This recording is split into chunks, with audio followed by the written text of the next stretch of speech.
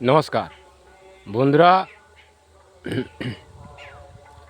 আমি এই বাঁধাকপি চারা রোপণ করা হবে তার আগে মাটিতে কিভাবে কম্পোস্ট সার দেওয়া হচ্ছে সেটা আপনারা দেখুন।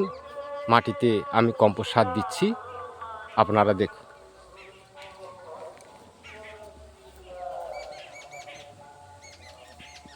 আপনারা এইভাবে মাটিতে কম্পোস্ট সার এইরকম ছড়িয়ে দেবেন, ভালো করে ছড়িয়ে দিবেন, কেননা বাঁধাকপিতে খাওয়ার বেশি দরকার হয়। আপনারা এইভাবে ছড়িয়ে দেবেন মাটিতে, এইভাবে।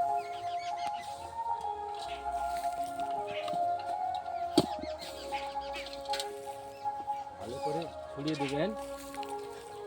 আমি কম্পোস্ট সারের পদ্ধতি আপনাদের দেখিয়ে দিচ্ছি, যে কম খরচে কীভাবে করতে হবে তার ধারাবাহিক আমি তৈরি করে দেখিয়ে দিচ্ছি পরিবারটাকে। তো আপনারা এইভাবে কম্পোস্ট সারটা আপনারা দেবেন, আর মাটিটাকে এইভাবে আপনারা ভালো করে মিশিয়ে নেন। এইভাবে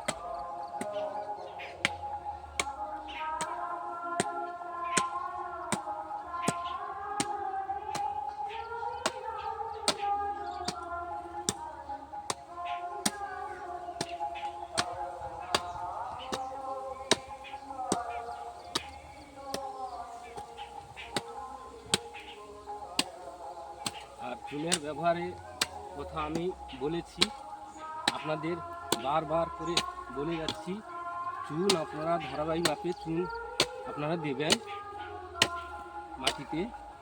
তো সেটা ধারাবাহিক মাপে আপনারা করবেন, আর কম্পোস্ট সার এইভাবে ছড়িয়ে দেবেন। এরকম ছড়িয়ে দিয়ে মাটির সঙ্গে আপনারা ভালো করে মিশিয়ে নেবেন।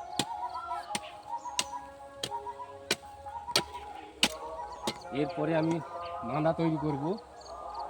এরপরে অধ্যায় এই ভিডিওটি আপনারা দেখতে পাবেন, মাঁদা তৈরি কিভাবে হবে। এই বলে সবাইকে ধন্যবাদ জানিয়ে আমি শেষ করছি। নমস্কার।